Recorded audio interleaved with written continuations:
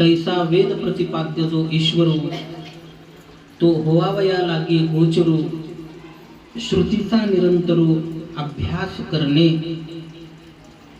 प्रस्तुत प्राप्त स्थळी प्राप्त प्रसंगी संप्राप्त सेवेसाठी निवडलेली ओवी ही ज्ञानेश्वरी ग्रंथातील 16व्या अध्यायातील प्रथम क्रमांकाच्या श्लोकाच्या खालची 103 क्रमांकाची ओवी आहे. ओवीवरती काही विवेचन करण्यापूर्वी अल्पसा परिहार.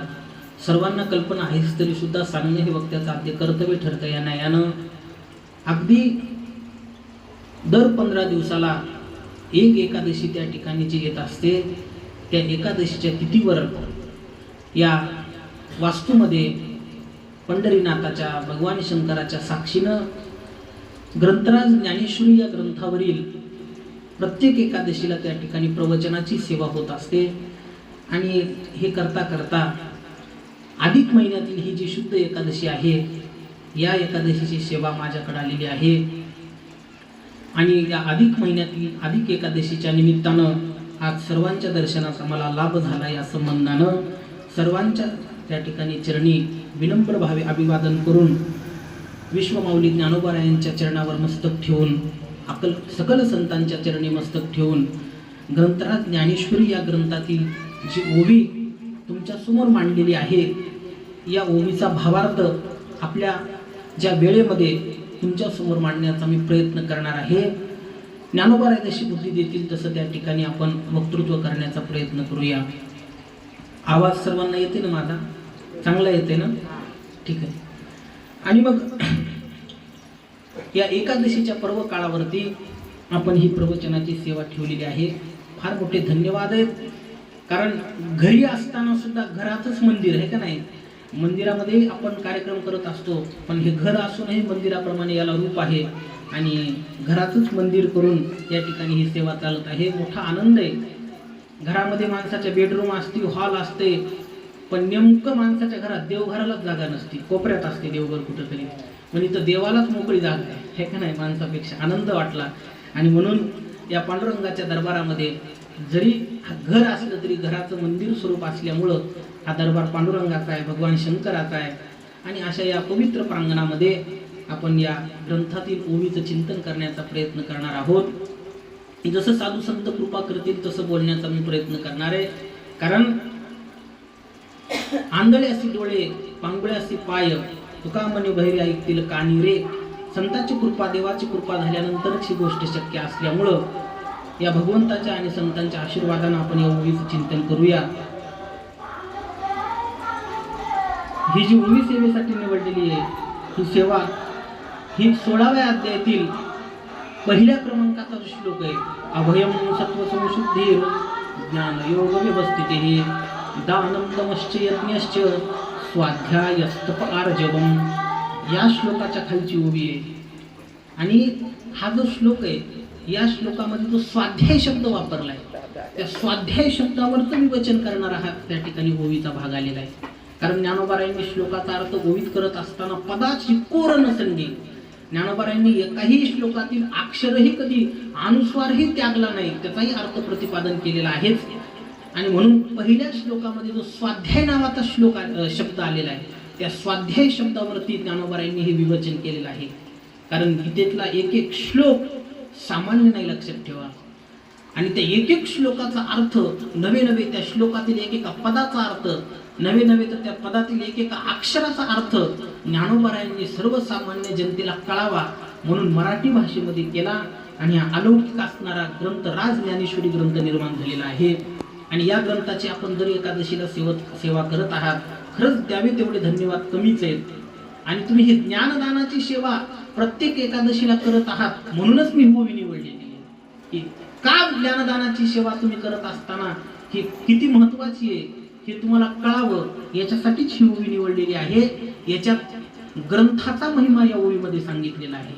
तुम्ही आज चालवत असणारे, आता किती वर्षापासून हा कार्यक्रम चालू आहे मला काही कल्पना नाही, पण बऱ्याच वर्षापासून हा उत्सव चालू आहे की एकादशीच्या दिवशी ज्ञानेश्वरीवरती तुम्ही सर्वजण विवेचन करण्यासाठी एका व्यक्तीला बोलवता आणि त्या निमित्तानं त्या ग्रंथातील अर्थ जाणून घेण्याचा तुम्ही प्रयत्न करता. ही फार मोठी आनंदाची गोष्ट आहे. आणि का हे ज्ञान प्राप्त करून घेतलं पाहिजे, का ग्रंथ आपल्या घरामध्ये त्याचा अर्थ समजण्यासाठी ठेवला पाहिजे, आपल्याला कळत नसेल तर कोणाकडून काय ऐकलं पाहिजे, हे जे आपले अनेक प्रश्न पडतात. किंवा कोणी म्हणतही असेल की काय गरज आहे एखादा वक्ता बोलवायचा, ज्ञानेश्वरीच्या ओवीचं भावार्थ पाहायचा, तर असं जर कधी कोणाला प्रश्न शेजाऱ्यालाही पडत असतील किंवा कोणी जर विचारलं तर त्याला काय उत्तर द्यावं असं तुम्हाला जर वाटत असेल तर ही ओवीमध्ये त्याचं उत्तर आलेलं आहे. काय गरज आहे ग्रंथाचं त्या ठिकाणी चिंतन करण्याची, का ग्रंथ घरामध्ये लावला पाहिजे किंवा त्या ग्रंथाचं चिंतन आपण जाणून घेतलं पाहिजे, तर याचं सविस्तर उत्तर ज्ञानोबारायांनी या ओवीमध्ये दिलेलं आहे. हाच मानस ठेवून मी ही ओवी घेतलेली आहे की आता कोणती ओवी घ्यावी, काय प्रवचन करावं. तर त्यांनी सांगितलं की घर असूनही मंदिराप्रमाणे तिथलं वातावरण आहे आणि दर एकादशीला इथं हा नियम चालतो आणि म्हणून आनंद वाटला की ज्ञानदानाची ही सेवा घर असताना सुद्धा एवढ्या पवित्रपणे तुम्ही सांभाळता. म्हणून या ज्ञानदानाचा काय महिमा आहे किंवा ग्रंथाचं चिंतन इतकं का महत्वाचं आहे हेच त्या ठिकाणी आपल्या समोर ठेवावं या उद्देशाने ही ओवी आज सेवेसाठी निवडलेली आहे. आणि त्याच्यात तुम्ही प्रत्येक एकादशीला हा उत्सव करताच, पण आजच्या दिवसाचा विशेष महिमा आहे. कारण प्रत्येक एकादशी तर पवित्र आहेच, हरिदिनी आहे, पण अधिक महिन्यामध्ये सगळ्याच गोष्टी अधिक असतात. अधिकस्य अधिकम फलम हा शास्त्राचा न्याय असल्यामुळं प्रत्येक एकादशीला तर उत्सव होतोच, पण या एकादशीला एक प्रवचन केलं तरी ते 2 प्रवचन केल्यासारखं आहे की नाही. एकादशी म्हणजे कुठलीही अधिक महिन्यातली जी साधना आहे ती साधना कुठलीही साधना केली की ते डबल केल्यासारखं होते. कुठलीही क्रिया करा त्याचं फळ अधिक भेटते, म्हणून त्याला अधिक मास म्हणतात. याला 4 नाव आहेत प्रामुख्यानं. याचं खरं नाव आहे, मूळ नाव आहे, याला मलमास म्हणतात. आता हे काय आपल्याला विस्तार करायचा नाही, तेवढा वेळही आपल्याकडे नाही, परंतु मोठ्यांनी ही परंपरा घालून दिलेली की जर दिनविशेष असेल तर कीर्तनात त्याचं प्रतिपादन झालं पाहिजे. म्हणून त्या अनुषंगाने मी बोलतो.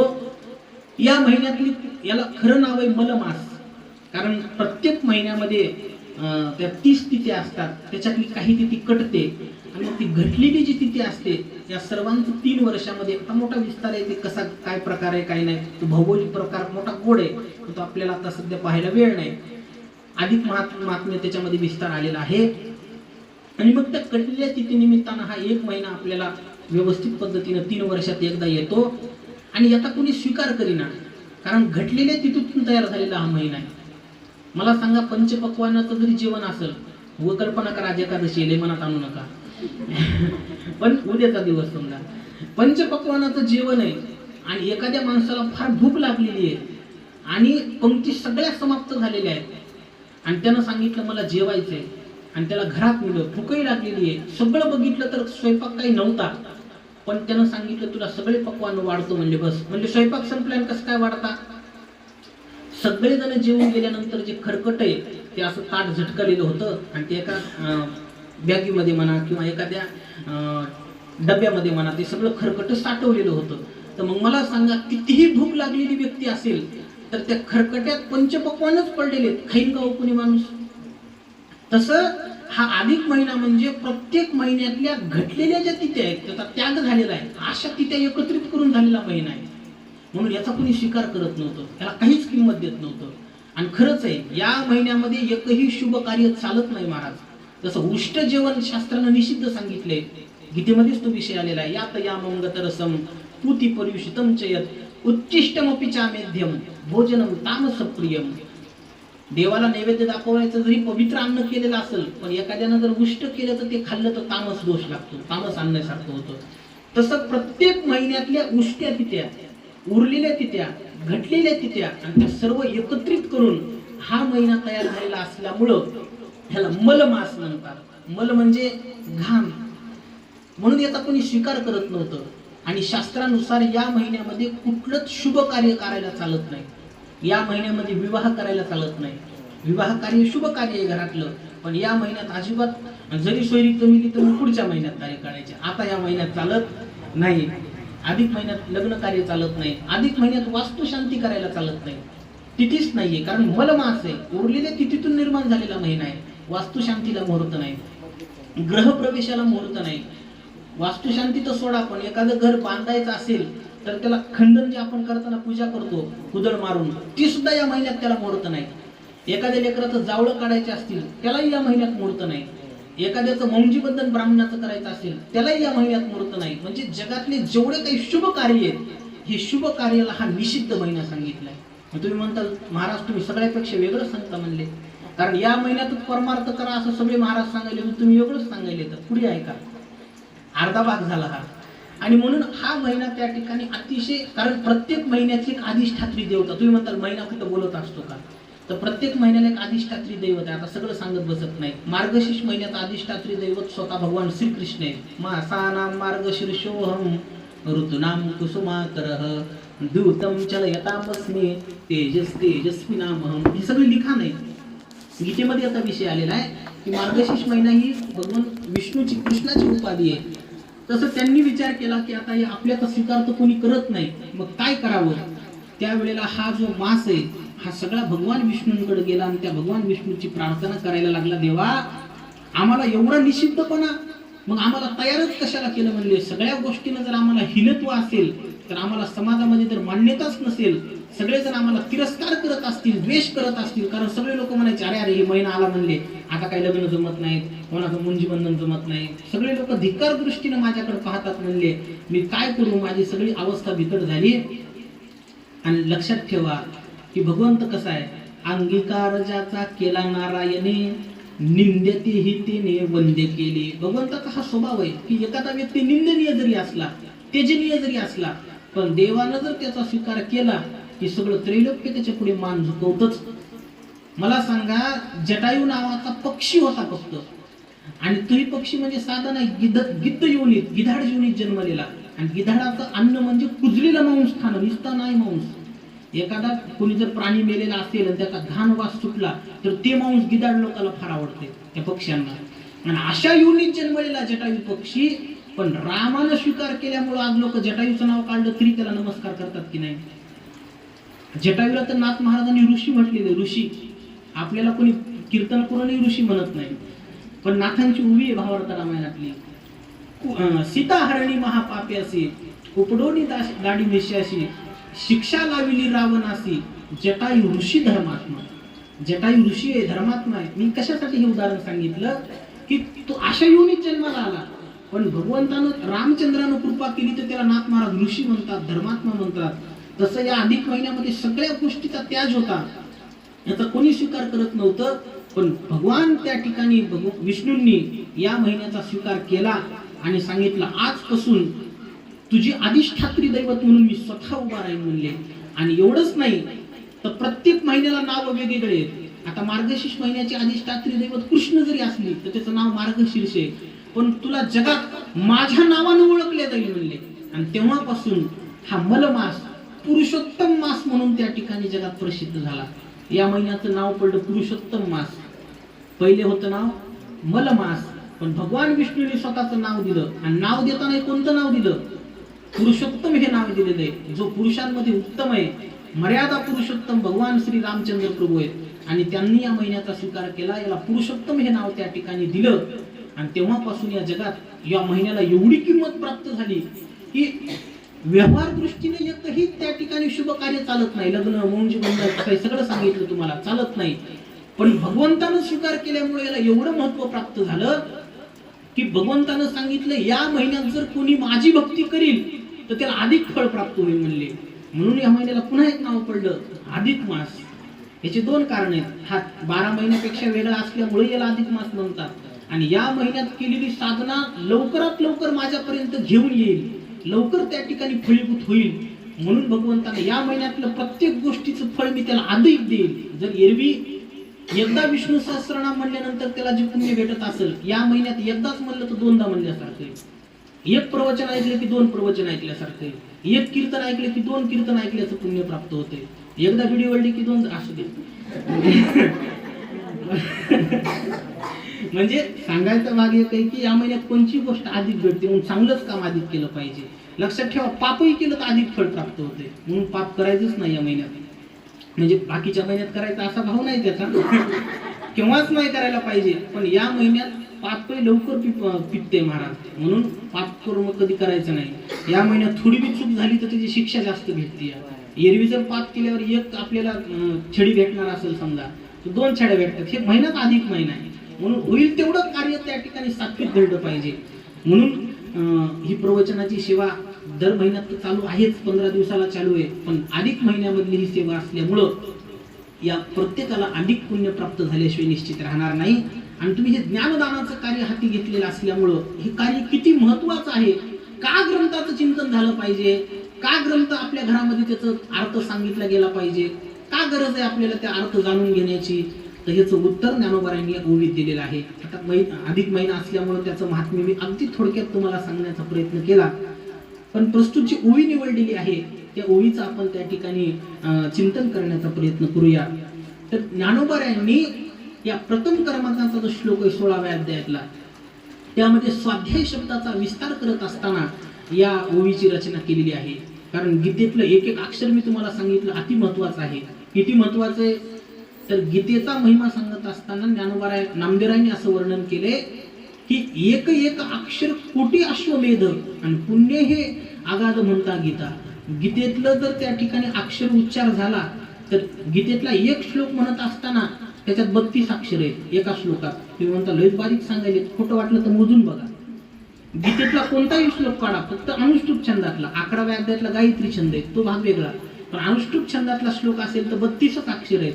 आणि एक श्लोक जर गीतेतला म्हणला तर त्याला 32 करोड अश्वमेध यज्ञ केल्याचं पुण्य लागतंय. तुम्ही म्हणते लयच बोलायचे महाराज, मी काय पदार्थ सांगत नाही. एक एक अक्षर कोटी अश्वमेध, फळ हे प्रसिद्ध पुराणोक्त, हे पुराणात सांगितलेलं फळ आहे.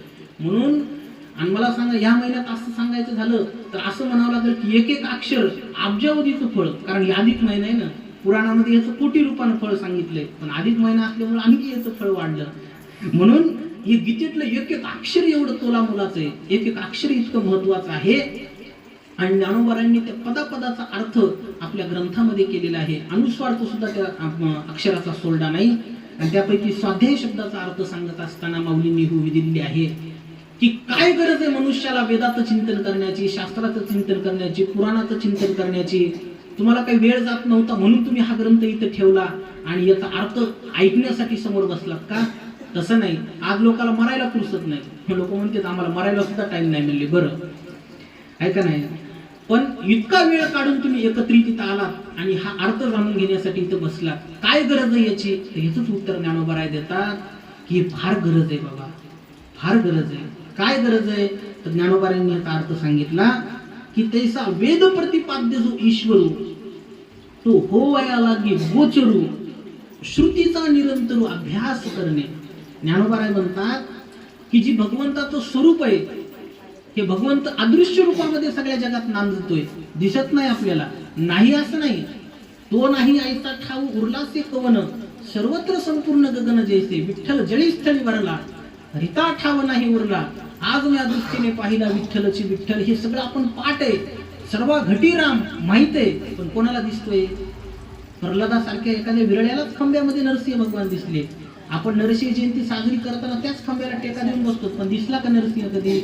सांगायचा भाग एकच आहे की आपल्याला चराचरामध्ये देव हे माहिती आहे, अप्रत्यक्ष रूपाने आपल्याला ज्ञान आहे, पण ते प्रत्यक्ष रूपाने जर ज्ञान व्हायचं असेल, तो प्रत्यक्ष भगवंत डोळ्यानं पाहायचा असेल तर तुम्हाला काय करावं लागेल? तर ज्ञानोबाराय त्याचं उत्तर देतात की तैसा वेद प्रतिपाद्य जो ईश्वरू तो होवावया लागी गोचरू.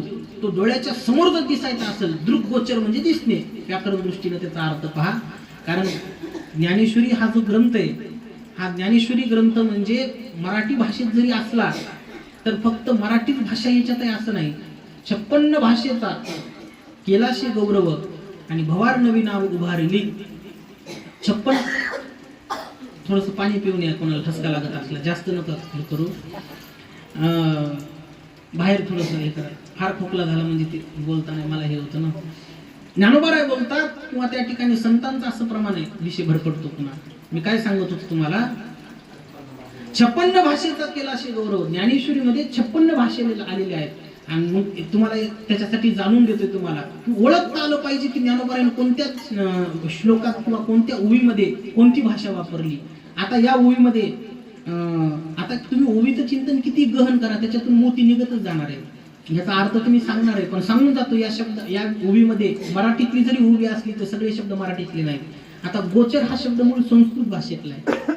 आपल्याला जर एखादी गोष्ट डोळ्यानं बघितली तर आपण काय म्हणतो, मला ही गोष्ट दिसली किंवा ती गोष्ट मी पाहिली. पण ज्ञानोबा त्याला गोचर शब्द वापरतात आणि संस्कृत व्याकरणामध्ये दृग्गोचर नावाचा धातू आहे, त्याचा अर्थ पाहणी असा होतो. ज्ञानेश्वरी एवढी सोपी नाही महाराज. मी म्हणलं ना तुम्हाला 56 भाषेचा केला शे गौरव. मग ती ओवी वाचत असताना त्याच्या कोणत्या कोणत्या भाषा आल्या हेही त्याच्यात लक्षात आलं पाहिजे. कितीही विद्वान व्यक्ती असला आणि त्या व्यक्तीने जर आपल्या बुद्धीनं ज्ञानेश्वरीचा अर्थ करण्याचा प्रयत्न केला तर तो कधीच ज्ञानेश्वरीचा अर्थ सांगूच शकत नाही. त्याला ज्ञानोबारायाचीच कृपा व्हावी लागते. त्याच वेळेला ज्ञानेश्वरीचा अर्थ उमजण्याची बुद्धी ज्ञानोबाराय देतात. कारण 56 भाषा आहेत, पण त्या 56 भाषा आपल्याला कुठे येतात? आपली हिंदी सुद्धा अशी येड्यावानी सगळी आहे का नाही? मध्ये मध्येच मराठी शब्द निघतोय आपला. हमको हिंदी आती है म्हणले, पण मध्ये मध्ये छलपाटी खाती आहे का नाही? म्हणजे हिंदी सुद्धा आपल्याला नीट बोलता येत नाही. तर आपल्याला 56 भाषा किंवा 56 भाषेची नावं सुद्धा सांगा म्हणलं तर आपल्याला सांगता येणार नाही. ज्ञानोबारायाची ती वक्तृत्व कला आहे, तेवढं ज्ञान ज्ञानोबारायाचं. उपजताची ज्ञानी हे वर्म जाणून आले लोटांगणी चांगलं देव. तसं या ओवीमध्ये मराठीत ओवी असली तरी याच्यातला गोचर शब्द हा संस्कृत भाषेतला आहे, म्हणून सांगितलं तुम्हाला. हे ओळखता आलं पाहिजे महाराज. ज्ञानेश्वरी पारायण करताना कोणत्या ओवीत कोणता भाषेतला शब्द आहे. आता याच्यात जी भाषेतले शब्द आहेत तेवढे सांगण्याचा प्रयत्न करतो. आणि मग ज्ञानोबाराय म्हणतात की जो वेदामध्ये प्रतिपाद्य केलेला जो भगवंत आहे, जो त्या ठिकाणी भगवंताचं स्वरूप सांगितलेलं आहे, तो जर देव प्रत्यक्ष रूपानं आपल्याला डोळ्याच्या समोर पाहायचा असेल तर तुम्हाला काय करावं लागेल म्हणले तर श्रुतीचा निरंतर अभ्यास करणे. श्रुती म्हणजे वेद. त्या वेदाचा तुम्हाला निरंतर अभ्यास करावा लागेल. म्हणजे आज ज्ञानेश्वरी वाचली पुन्हा मग बंद करून ठेवली की पुढच्या वर्षी पारायणालाच काढली असं नाही. निरंतर अभ्यास करणे, निरंतर त्या ग्रंथाचं चिंतन झालं पाहिजे, त्या ग्रंथाचा अर्थ समजून घेण्याचा प्रयत्न केला पाहिजे. का केला पाहिजे तर देव प्राप्त करून घेण्यासाठी, भगवंताचं दर्शन होण्यासाठी. तुम्ही म्हणाल महाराज भगवंताचं दर्शन होण्यासाठी बाकीच्याही साधन आहेत, त्यांची भगवंताची पूजा करणं, नामस्मरण करणं किंवा त्या ठिकाणी योगाची साधन आहे, तीर्थयात्रेची साधन आहे, अनेक त्या ठिकाणी देवाला प्रसन्न करण्याची साधन आहेत, व्रत आहेत, उपवास आहेत, सगळं खरं आहे. मग ज्ञानोबाराय का म्हणतात की त्यानं वेदाचाच अभ्यास केला पाहिजे, ग्रंथाचाच अभ्यास केला पाहिजे त्याला जर देवाचं दर्शन पाहायचं असेल तर? बाकीचं का नाही सांगितलं ज्ञानोबारायांनी? ह्याचं उत्तर आहे की तुम्ही जेवढ्या काही साधना असतील, म्हणजे पूजा असेल किंवा तीर्थयात्रा असेल, नामस्मरण असेल, तुम्ही करता की नाही, जाता की नाही केव्हा तरी पंढरपूरला? ह्या सगळ्या गोष्टी का जाता हो पंढरपूरला असा प्रश्न विचारला तर पंढरपूरला दरवर्षी का जाता? म्हणजे पुण्य लाभावं म्हणून. मग पंढरपूरला गेल्यावर पुण्य लागतंय हे तुम्हाला कोणी सांगितलं? अहो म्हणले तुकोबाराने लिहून ठेवलंय ना, पंढरीशी जारे आल्यानो संसारा दिनाचा सोयरा पांडुरंग. मग ह्याच्यासाठीच गाथा वाचावं लागते. तुम्ही चाललेत पंढरपूरला, पण का जावं हे कोणी सांगितलं? जर तुकोबाराने अभंग रचलाच नसता किंवा बाकीच्या संतांनी पंढरीचा महिमा सांगितलाच नसता, एवढी वाळी भरली असती? म्हणजे जगातल्या जेवढ्या काही साधन आहेत, तीर्थयात्रा असेल, नामस्मरण, तुम्ही नामस्मरण करता देवाला प्रसन्न करण्यासाठी, पण नामस्मरण केल्यावर देव भेटतो हे तुम्हाला कोणी सांगितलं?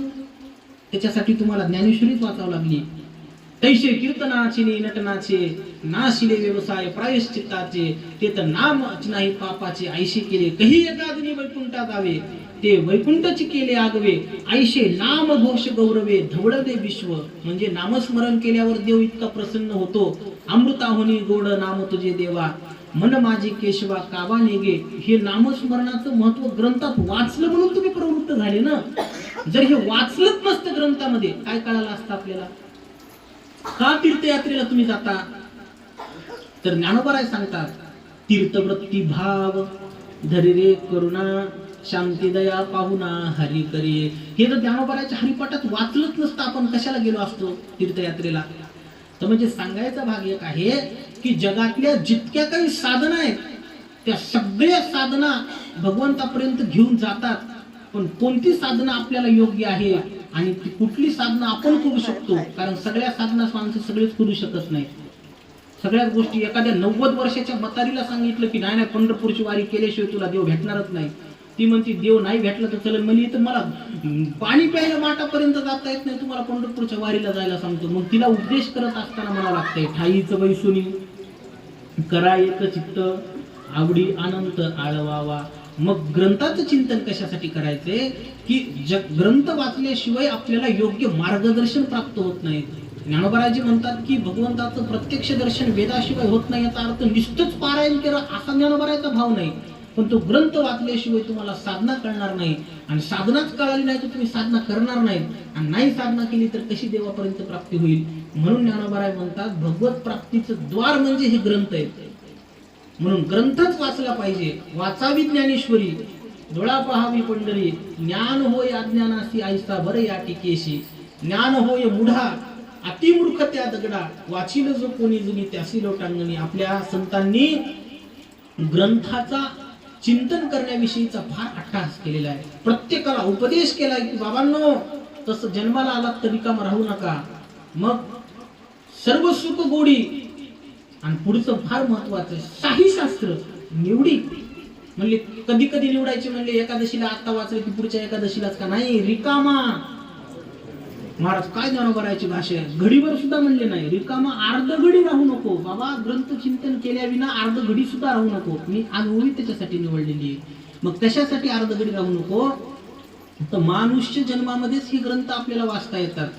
का कुत्र्याला, मांजराला, डुकराला ही ज्ञानेश्वरी दिली वाच म्हणलं तर तो वाचू शकत नाही, आणि त्याला काही कळणारही नाही. पण जेवढे काही ग्रंथ निर्माण झाले, मला सांगा जगात ज्ञान कमी आहे का? 4 वेद आहेत, 6 शास्त्र आहेत, 18 पुराण आहेत, 18 उपपुराण आहेत. हा, हे सांगितलं पाहिजे. जसे 18 पुराण आहेत तसे 18 उपपुराण आहेत. पुन्हा त्याच्यानंतर त्या ठिकाणी मराठी वाङ्मयाचा विचार केला तर निवृत्ती, ज्ञानदेव, सोपान, मुक्ताबाई पर्यंत, निळोबारायपर्यंत त्या सगळ्या संतांनी मराठीमध्ये अभंग रचना असेल, नाथांचं भागवत असेल, किंवा पुष्कळ प्रमाणे वाङ्मय तयार केलं. कशासाठी केलं हो? जर कधी ग्रंथ वाचण्याची जगाला गरजच राहिली नसती, किंवा कलियुगातल्या लोकांना जर ग्रंथ वाचनाचा त्या ठिकाणी अट्टहासच करायचा नसला तर ग्रंथ निर्माणच केले नसते. जगात एवढे ग्रंथ निर्माण झाले हे एकाच गोष्टीसाठी की मनुष्यानं त्याच्याकडे कधीतरी उघडून पाहिलं पाहिजे. तुकोबाराने वेळोवेळी सांगितलं, बाबा हो, पहावे पुराणी विचारून, पहा कधीतरी पुराण उघडून. काय म्हणतात व्यास महर्षी? म्हणून या जीवनामध्ये आल्याच्या नंतर त्या व्यक्तीला जर खरंच भगवंताच्या स्वरूपाची प्राप्ती करून घ्यायची असेल, खरंच देवाची त्या ठिकाणी ज्ञान प्राप्त करून घ्यायचं असेल, तर त्याला वेदाला, शास्त्राला, पुराणाला, ग्रंथाला शरण गेल्याशिवाय पर्याय नाही. लक्षात ठेवा. मग ज्ञानोबारायांनी तेच सांगितले आहे ओळीमध्ये की तैसा वेद प्रतिपाद्य जो ईश्वर. ईश्वर म्हणजे कोणता ईश्वर? आता आपण भलते देव मनानच करून ठेवलेले आहेत. उगं चलता चलता एखाद्या माणसाच्या हाताला जर शेंदूर लागला, त्याने दगडाला जर पुसला, लगेच दुसऱ्या दिवशी त्याला दुसरा माणूस पुसतोय, आणि पूर्ण शेंदूर त्या ठिकाणी लागला, दगडाचा त्या ठिकाणी शेंद्रा दगड झाला की एक जण फुल वाहते, ते दुसरा अगरबत्ती लावते, का झाला देव नवीन तयार. पण अशा दैवताला शास्त्रानं परवानगी दिली नाही. शेंद्री हेंद्री दैवते कोणती पूजे भूते केते, आपल्या पोटा जे रडते मागते शिते अवदान. वेदात ज्या देवाचं वर्णन आहे त्या देवाला जर खरंच भेटायचं असेल म्हणले तर तुम्हाला वेदानं जे सांगितलंय, शास्त्रानं सांगितलंय तेच करावं लागेल. मनानं, आता लोक मनानच काही गोष्टी करतात, ह्या गोष्टी होऊ नये म्हणून ज्ञानोबारायांनी होऊ दिलेली आहे. लोक परमार्थ कशाला म्हणतात माहितीये का? आपल्या मनाला देवासाठी जी गोष्ट करावं वाटेल. लक्ष देऊन वाक्य ऐका, फार महत्वाचं वाक्य आहे, माझं नाहीये, ग्रंथातलंच वाक्य आहे की आपल्या मनाला जसं सोयीस्कर वाटेल तसे देवाचे उपचार करणं, ह्यालाच लोक देवभक्ती म्हणतात. बरेच लोक म्हणतात ना, महाराज आम्ही देवाला पूजा केल्याशिवाय पाणी सुद्धा पित नाही, बरं आम्ही असं केल्याशिवाय ही गोष्ट करीत नाही. ठीक आहे, सगळ्या गोष्टी मान्य आहेत, पण शास्त्र असं सांगते की ग्रंथात जसं सांगितलंय तशी जर देवाची पूजा अर्चना भक्ती साधना जर झाली तरच भगवंत प्राप्ती होते. आपल्या मनानं काहीतरी केलं म्हणजे देव भेटतो असं नाही. मनानंच काहीतरी तुम्ही करायला लागले, ठीक आहे, चांगलं करत असाल, पण ते शास्त्र परवानगी देत नसेल तर त्याला काही गोष्टीला किंमत प्राप्त होत नाही. महाराज म्हणजे तुम्ही उदाहरण सांगतो तुम्हाला. आता विकृतपणे काही गोष्टीमध्ये की एखाद्या देवाच्या समोर बळी देण्यात येतो, एखाद्या जीवाची हिंसा करण्यात येतो, कुठंच शास्त्रात परवानगी नाही याला. असं ग्रंथात कुठं लिहिलं नाही की कोंबडे कापलं म्हणजे देवी प्रसन्न होती, त्याच्यासमोर डोळ्याच्या समोर उभा राहते. मग हे लोकांनी फक्त तोंडाची चोचली पुरवण्यासाठी नाव पुढे देवाचं केलं, आणि आपल्याला त्या ठिकाणी बरं खरंच जर देवीला मांस लागत असेल तर लोक ठेवतील बी कोणता भाग? बोकड्याचं तोंड ठेवतात, म्हणजे ज्याच्यामध्ये सगळे हाडं ते खाता येणार नाही, काहीच नाही, आणि स्वतः सगळं मांस खाऊन घेते. म्हणजे सांगायचं भाग एकच आहे. बरं ते दुसऱ्या दिवशी ते ठेवलेलं असते ते सुद्धा कोण खाणार आहे जाऊन? ते लोकच खातात. म्हणजे सांगायचा भाग एकच आहे की आपल्या मनानं तुम्ही देवाला नाही म्हणले, देव प्रसन्न करायचं असेल तर असंच करावं लागतंय. तू मनानं केलेलं आहे बाबा, हे काही ग्रंथात नाही. मग ग्रंथामध्ये जो विषय आलेला आहे तशी जर साधना केली तरच भगवंताची प्राप्ती होती महाराज, त्याच्याशिवाय होत नाही. आणखी विषय सांगतो तुम्हाला. तुम्ही सात्विक जरी उपासना करत असाल, आघोरी उपासना जरी करत नसाल, पण ती जर वेदात नसेल, शास्त्रात नसेल, तर त्यालाही किंमत नाही. सांगू का तुम्हाला आणखी उदाहरण? म्हणले आम्ही आज म्हणजे देवाची आम्ही त्या ठिकाणी जी पूजा करतो ती उपवाशी पोटी करणार म्हणले, आणि विनाकारण जर तुम्ही रोजच उपवाशी राहत असताल तर देवाला तेही मान्य नाही. हा एकादशीचा दिवस आहे, ते एकादशीच्या दिवशी जर तुम्ही निराहारी राहत असाल तर त्याचं पुण्य आहे. पण तुम्ही विनाकारण द्वादशीच्या दिवशी मला पूजा करायची म्हणून विनाकारण दिवसभर जर काही खाल्लं नाही तर तुम्हाला पुण्य नाही, पापच पदरात पडणार. नाही म्हणजे आम्ही उपवाशी पोटी देवाची पूजा केली, कोणी आगाऊपणा करायला लावला होता तुला? शास्त्रानं द्वादशीच्या दिवशी उपवास सांगितलाच नाही, मग तू कशाला उपवाशी राहिलास? त्या देवाला उपवास ठेवल्याचं पाप लागतंय आपल्याला. गीता काय बोलते पहा, मी गीतेशिवाय सांगणारच नाही, कारण आपल्या समोर तो ग्रंथ आहे सध्या. करशयंत शरीरस्थम भूतग्राममचेतसः मां चैवांत शरीरस्थम तान विद्यासुर निश्चयान. जे माणसं विनाकारण स्वतःच्या शरीराला कष्ट देतात तेही माणसं तामसी आहेत. पण केव्हा? जे शास्त्रात सांगितलं नाही तेव्हा. वारीला जाताना पायाला फोड आली तरी चालतात, हरकत नाही, पण जॉगिंगला जाताना जर पायाला फोड आली तर देव नाही प्रसन्न होणार. उगाच तू दवाखान्यात जाय, आता तुला नाही देव भेटत. म्हणजे तुम्ही विनाकारण धावत असताल आणि पळत असताल येणं केलं प्रकारेनं, तर तुम्हाला जर त्रास झाला आणि पायात काटा मोडला तर मी साधना करतो आणि देव भेटला असं नाही. पण वारीच्या वाटेनं पायात काटाही मोडला तर ते त्यावेळेस देवाच्या वेळात पाणी येते. माझ्यासाठी काटा सहन केला. म्हणजे साधना करत असताना क्रिया एकच आहे की नाही?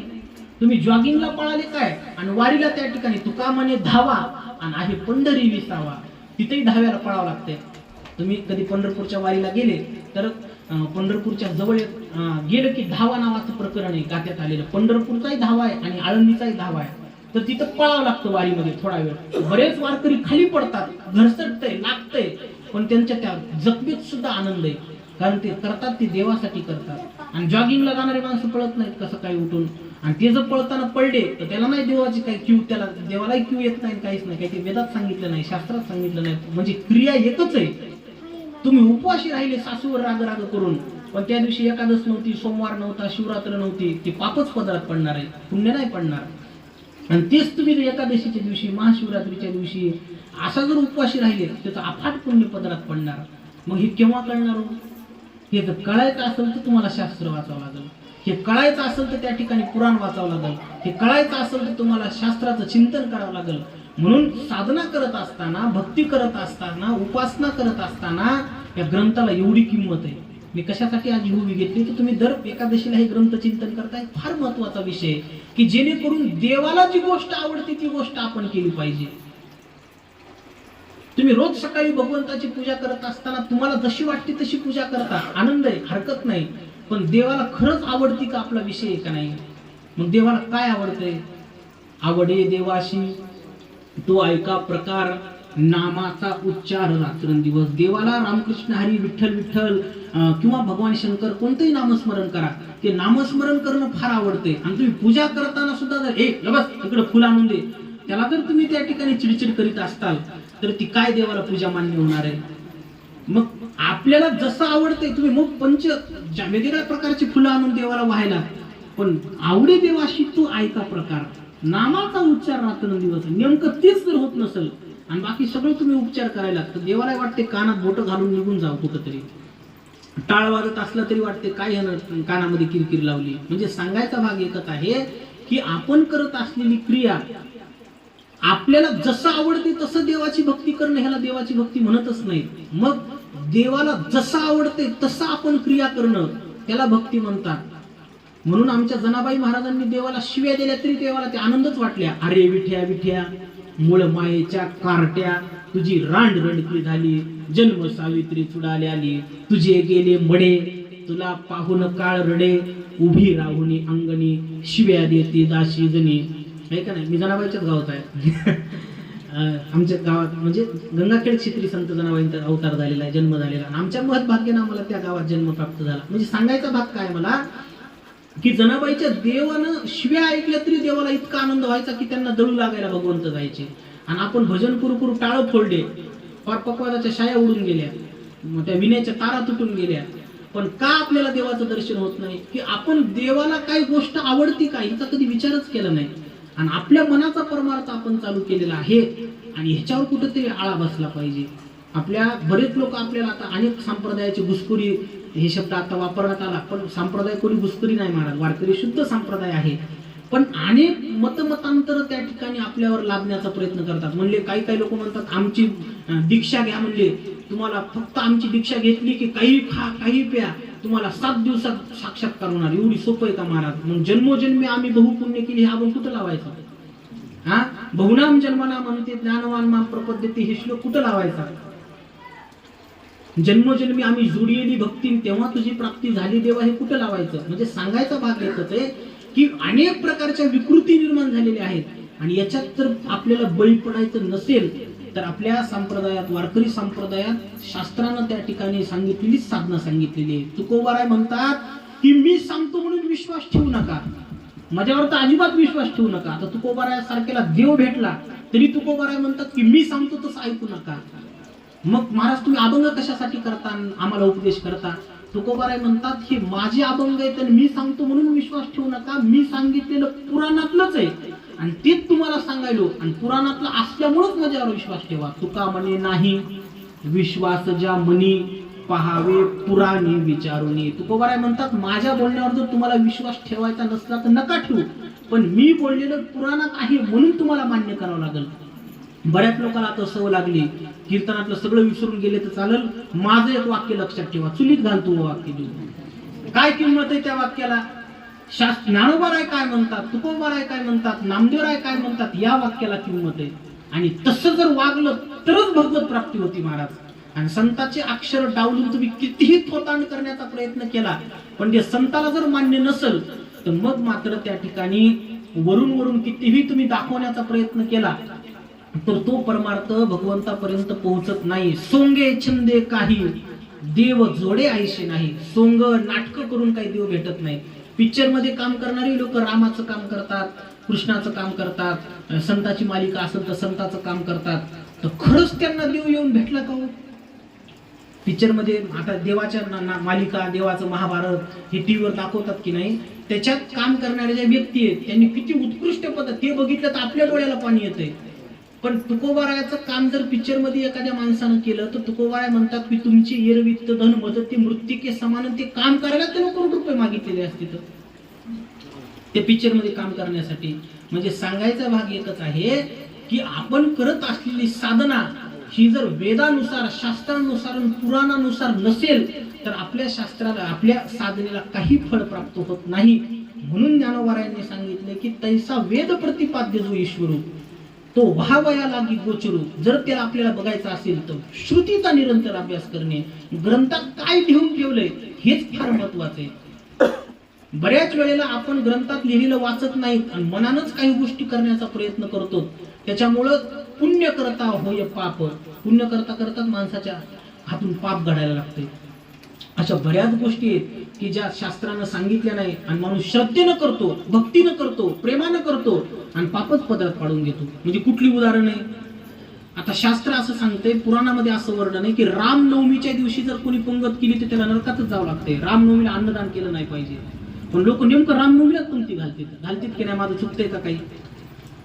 कारण रामनवमी, गोकुळाष्टमी, महाशिवरात्र आणि नरसिंह जयंती, वामन जयंती हे एकादशी सारखेच पाळायचे असं शास्त्राची परवानगी आहे. पण आपण नेमकं ग्रंथ वाचलं नसल्यामुळं मी का उभी निवडली आता घेतो, गांभीर्य कळालं का तुम्हाला? तुमच्या मनात शुद्ध भाव आहे की नाही? म्हणजे रामाचा जन्म झाला, लोक अन्नदान झालं पाहिजे, लोक जेवले पाहिजे, भाव शुद्ध आहे. पण तुम्ही कितीही शुद्ध भावनेनं केलं तर तुम्हाला पुण्य नाही लागणार, पापच पदरात पडणार, नरकात जावं लागणार. का होणार अशा गोष्टी? ग्रंथ न वाचल्यामुळं. ग्रंथामध्ये काय लिहून ठेवलंय? अरे अरे अरे, रामनवमीच्या दिवशी पंगत घालता, नरसिंह जयंतीला लोक जीव घालता, जितके लोक जेवले त्याचं सगळ्याचं पाप तुमच्या माथ्यावर आहे आणि नरकातच जावं लागणार. म्हणजे भाव शुद्ध आहे. रामनवमीला, नरसिंह जयंतीला लोक जेवावे, अन्नदान व्हावं, हा भाव शुद्ध आहे. पण त्या भाव शुद्ध असून काही फायदा नाही तुमचा, त्या गोष्टीला पापच पदरात पडणार नाही. कशामुळे होणार? ग्रंथ न वाचल्यामुळे होणार. म्हणून हे मत म्हणजे मी का सांगितलं, साधना अन्नदानाची सुद्धा देवापर्यंत नेती नाही असं नाही. सुदामा ब्राह्मणानं 3 मुष्टीच पोहे दिली देवाला, म्हणून त्याला 3 मुष्टी पोहे दिले तरी सुद्धा सोन्याचा गाव दिला भगवंतानं. पण तोच शुद्ध भाव ठेवून तुम्ही अन्नदान केलं पण दिवस चुकला, नेमकं करू नका म्हणलं त्याच दिवशी केलं. मग वेदात सांगितले नाही या दिवशी करू नका, पुराणात सांगितले त्या दिवशी करू नका, आणि तुम्ही नेमकं आणि माणसाला सवय करू नका म्हणलं तिथले करा वाटते. काय करावं काय नाही, आहे का नाही. म्हणजे करायचा दिवस चुकला. हा द्वादशीचा दिवस आहे, घाला लोक जीव, भरपूर लोक जीव घाला, महापुण्य लागतं या. नाही म्हणजे एकादशीलाच अन्नदानाची पंगत आहे, मग मात्र पाप पदरात पडते. म्हणजे सांगायचा भाग येतच आहे की नेमकं आपण जर ग्रंथाचं चिंतन नाही केलं तर अशा पद्धतीने दोष व्हायला लागतात. तुमचा भाव जरी पुण्य करण्याचा असला तर पापच पदरात पडते. म्हणून ग्रंथचिंतन फार महत्वाचं आहे. आणि ज्ञानोबा आहे त्याच्यासाठीच म्हणतात की तो देव प्राप्त करून घ्यायचा असेल तर पहिल्यांदा ग्रंथ वाचा. मग काही जण म्हणते महाराज आम्हाला ग्रंथ वाचताच येत नाही, आता काय भानगड आहे, एक अक्षर लिहिता वाचता येत नाही, कसं करावं म्हणजे आता सांगा आम्ही तुम्हाला. आणि मग त्यावेळेला ज्ञानोबारायांनी किंवा अनेक संतांनी असं सांगितलेलं आहे की एक काम करायचं म्हणले, ध्यानेनात्मनी काय ध्यानेनात्मनी पश्यन्ति केचिद आत्मनमात्मना आत्मन्येवच संतुष्ट. ज्ञानोबा 13व्या अध्यायाचा श्लोक आहे की त्याच्यात असं सांगितलं की काही लोक ध्यानानं मला प्राप्त होतात, काही लोक म्हणले वेगवेगळ्या प्रकारच्या साधना करून प्राप्त होतात. पण आपल्याला जर वाचताही येत नसेल, लिहिताही येत नसेल, काहीच होत नसेल तर जे वाक्य जे लोक वेदातलं सांगितलेलं आचरण करतात, शास्त्रातलं सांगितलेलं आचरण करतात, पुराणातलं सांगितलेलं आचरण करतात, त्याच्याकडे बघायचं ना आपण करायचं म्हणले. तुम्हाला कळत नाही ना कसं जेवण करावं, मग बाजूचा एखादा ब्राह्मण आहे किंवा एखादा वारकरी आहे, तो कसा जेवायला त्यानं ताटाला पाणी फिरलं ना, कळत नाही काऊन फिरवायचं, तरी त्यानं केल्यानंतर आपण करायचं. मग तुम्हाला कळत नाही ना, मोठ्या माणसाकडे पाहायचं. मोठे म्हणजे कारमध्ये बसून आला म्हणजे मोठा असं नाही. मोठे म्हणजे परमार्थात ज्यांचा अधिकार मोठा आहे. तुकोबारायाच्या काही काही बिल्डिंग मोठी नव्हती, पण तुकोबाराय तुका सर्वात श्रेष्ठ त्या ठिकाणी प्रिय आम्हा थोर जो का अवतार नामयाचा. तुकोबाराय श्रेष्ठ झाले, नामदेवराय श्रेष्ठ झाले, जनाबाई श्रेष्ठ झाल्या, त्यांच्या अधिकारानं श्रेष्ठ झाल्या, त्यांनी केलं तीच गोष्ट आपण केली पाहिजे. आणि काय बारीक सांगून ठेवलंय महाराज संतांना आपल्याला, आणि आपण वाचत नसल्यामुळेच हे चुका होतात. तुम्हाला सांगू का ग्रंथचिंतन किती महत्वाचं आहे. तुम्ही म्हणले आम्ही अजिबात पापच करत नाहीत म्हणले महाराज, बरं हरकत नाही, आपण नकळत पाप करतो, पण ग्रंथात वाचलं नसल्यामुळे आपल्याला कळतही नाही की आपण हे पाप केलेलं आहे. आता साधं जेवण करताना जर त्या ठिकाणी 2-2 हात त्याला लावित असेल ताटाला, आणि डाव्या हाताने कधी एका घास मोडत असेल, किंवा आंघोळ करत असताना, नदीला आंघोळ केली तर वेगळी गोष्ट आहे, पण घरी आंघोळ करत असताना तुम्ही अंगावर पाणी घेता, एक म्हणजे काही मग्या असेल किंवा ज्याला काही म्हणत असतील त्याच्यानं, पण ते जर डाव्या हाताने जर तुम्ही आंघोळ करीत असताल तर तुकोबारायचे इतकं बारीक शब्द आहेत का वाम कवळ मार्जन नर जाईल अधपतन. म्हणजे डाव्या हाताने जर तोंडात घास घातला किंवा आंघोळ करताना जर डाव्या हाताने मग्यातलं पाणी अंगावर घेतलं तर त्या माणसाला नरकात जावं लागते. म्हणजे आता किती बारीक गोष्ट आहे ही. बरं तुम्हाला माहिती तरी का आंघोळ करताना आपण डाव्या हाताने सहज क्रिया व्हायला लागते, मग ही कवा कळेल तुम्हाला. ह्याच्यासाठीच ग्रंथ वाचावं लागते, ह्याच्यासाठीच प्रवचन ऐकावं लागते. आणि प्रवचन सुद्धा जे ग्रंथातलं सांगतात तेच नाही तर उगं पिक्चरचे गाणे म्हणणाऱ्याला तुम्ही ऐकत असताल तर मग, आणि तसा धांगडधिंगा असं त्या लोकांना आवड ऐकायची असं नाही. जे वेदात सांगितले, पुराणात सांगितले तसंच आचरण. किती बारीक गोष्ट आहे ही, साधी गोष्ट आहे. कशासाठी सांगितलं, तुकोबारायाचा शब्द आहे वाम कवळ. कवळ म्हणजे घास, मदनी कवळ म्हणतो की नाही आपण, कवळ म्हणजे घास, पण डाव्या हाताने खाल्ला तर त्याला दोष लागतो म्हणले. मार्जन म्हणजे स्नान, स्नान करताना डाव्या हाताने जर स्नान केलं तर तरी त्याला पाप लागते. ही गोष्ट केव्हा कळाली तुम्हाला, म्हणजे आता तुम्ही सांगितल्यावरच कळाली म्हणले. म्हणजे हे माझ्या पदार्थ आहे असं नाही, हे ग्रंथातले शब्द आहेत, पण गाठात नाही वाचला तर कळणार आहे का तुम्हाला. आणखी साधी गोष्ट सांगतो तुम्हाला, साध्या गोष्टी आहेत. देवाचं दर्शन करायचं असेल किंवा भगवंताच्या मंदिरात जायचं असेल किंवा 12 महिनेच हा नियम पाळला पाहिजे. कुठला, आता गाठ्यातले शब्द आहेत, मला त्याच्यातले आता असं झालंय महाराज की धांगडधिंगा सांगताना लाज वाटत नाही, पण ग्रंथातलं सांगायला लोकांना घाबरावं लागायला आता, कारण लोकांना खरं पटत नाही ना. गेली गोष्ट अवघड आहे. तुकोबाराय म्हणतात की निळ्या रंगाचा कपडा जर अंगावर असेल आणि काळ्या रंगाचे कपडे जर घातलेले असतील तर भगवंताच्या मंदिरातही त्या माणसानं जाऊ नये, आणि त्या माणसाला शिवलं तर दुसऱ्या माणसानं सुद्धा मंदिरात जाऊ नये, एवढं अपवित्र आहे म्हणले. शिव नाही ती निळी वस्त्रे पांघरती काळी. आता हे बघू नका इकडे तिकडे पॅन्टीवाले कोणी. म्हणजे सांगायचं, आता मला सांगा ही गोष्ट तुम्हाला केव्हा कळाली म्हणले, आता तुम्ही सांगितलं, पण ही माझ्या पदार्थ नाही, 400 वर्षापूर्वी तुकोबाराय सांगून ठेवलेत. मग का हा मग आपण कीर्तनाला घेत नाही, आणि का आपण त्याचा बारकावा. मग तुम्ही श्रद्धेनं मंदिरात जाता की नाही, मग त्या देवाला जर एखादी गोष्ट आवडत नसत तर आपण ती गोष्ट का करायची, हा सगळ्यात महत्वाचा भाग आहे. आणि देवाला काय आवडते किंवा देवाला कोणती गोष्ट आवडत नाही ही गोष्ट जर सोम्या गोम्याकून कळत नाही, कारण देवाला काय आवडते काय आवडत नाही आपल्याला कळणार आहे का. देवालाच कळते ना महाराज, किंवा शास्त्राला संतालाच माहित होतं, कारण संत त्यांच्यासोबत राहिलेले आहेत. संताला माहित होतं की देवाला काय आवडते, संताला माहित होतं की भक्तांना काय आवडते. आवडे निरंतर हेच ध्यान. संतांची आवड आहे देवाचं दर्शन करावी, आणि देवाला आवडते की आपल्या त्या ठिकाणी जे व्यक्ती आहेत त्यांचे शुद्ध परमार्थ झाला पाहिजे. म्हणजे सांगायचा भाग एकच आहे की वेद वाचणं, शास्त्र वाचणं, पुराण वाचणं किंवा ज्ञानेश्वरी, ठीक आहे, आता वेदातला अधिकार आपल्याला नाही, संस्कृत वाङ्मय आपल्याला कळत नाही, पण तुकोबाराचा गाथा काय वेदापेक्षा कमी आहे का? ज्ञानेश्वरी काय वेदशास्त्रापेक्षा कमी आहे का? नामदेवराय, जनाबाई, चकोबाराय, निळोबाराय यांचे अभंग काही साधे आहेत का महाराज? सहज गोष्टी आहेत, पण सहज त्यांच्या ऐकता गोष्टी परमार्थ पोटी दुनावे. म्हणून संतांच्या मुखातले वाक्य कायम वाचले पाहिजे, त्याच्यामुळे शुद्ध परमार्थ होते. नाहीतर मी आता जशी उदाहरण सांगितले की भाव अन्नदानाचा आहे, पण नरकात जावं लागतंय रामनवमीला केलं तर. देवाच्या मंदिरात जायची इच्छा निर्माण झाली, सात्विक इच्छा आहे, पण मग मी सांगितलं ते देवानं तुकोबाराचे अक्षर आहेत म्हणून मला सांगायला काही लाज वाटणार नाही किंवा कमीपणा नाही. शिव नाही ती निळी वस्त्रे पांघरती काळी, तुकोबाराचा अभंग आहे. मग या गोष्टीचा त्याग आपण का केला नाही पाहिजे? म्हणजे साध्या साध्या गोष्टी आहेत, पण न कळत असल्यामुळे आपल्याकडून या चुका होत्या आणि आपला परमार्थ यशस्वी होत नाही. आणि म्हणून ज्ञानोबाराय म्हणतात की तुम्हाला जर खरंच देव प्राप्त करून घ्यायचा असेल, आपल्या समोर त्या देवाचं दर्शन करून घ्यायचं असेल, तर वेदाला शरण गेल्याशिवाय त्या ठिकाणी पर्याय नाही. आणखी पुढची गोष्ट सांगू, मला सांगा, भगवान श्रीकृष्णाने जर एखादी वाक्य सांगितलं तर त्याला काही दाखला द्यायची गरज आहे का? तसं आता मी तुम्हाला म्हणलं की हे जे मी बोलतोय हे काही माझ्या पदरचं नाही, हे ज्ञानोबाराय म्हणतात. पण ज्ञानोबारायनं जर असं एखादं वाक्य सहज सांगितलं तर त्यांना पुरावा द्यायची गरज आहे का? की मी असं असं सांगतो, तुमचा शब्दच आम्हाला पुरावा आहे. संतांच्या मुखातले अक्षर हेच तेवढे पवित्र आहेत, पण तरी सुद्धा भगवान श्रीकृष्ण स्वतः भगवंत असले तरी सुद्धा, स्वतः देव असले तरी सुद्धा अर्जुनाला सगळी गीता सांगितली. आणि या 16व्या अध्यायाचा विषय येतो की अर्जुना, मी सांगतोय म्हणून तू ऐकू नको. आता महाराज देवानं सांगितल्यावर डोळे झाकून विश्वास ठेवायला पाहिजे की नाही? पण कृष्ण म्हणतात नाही अर्जुना, मी सांगतोय म्हणून विश्वास ठेवू नको म्हणले. मी जे बोलतो ना ते सुद्धा वेदात सांगितले म्हणूनच तुला सांगावं लागतं. देवाला तर वेदाचा दाखला द्यावा लागतंय, शास्त्रातला दाखला द्यावा लागतंय, आपल्या मनात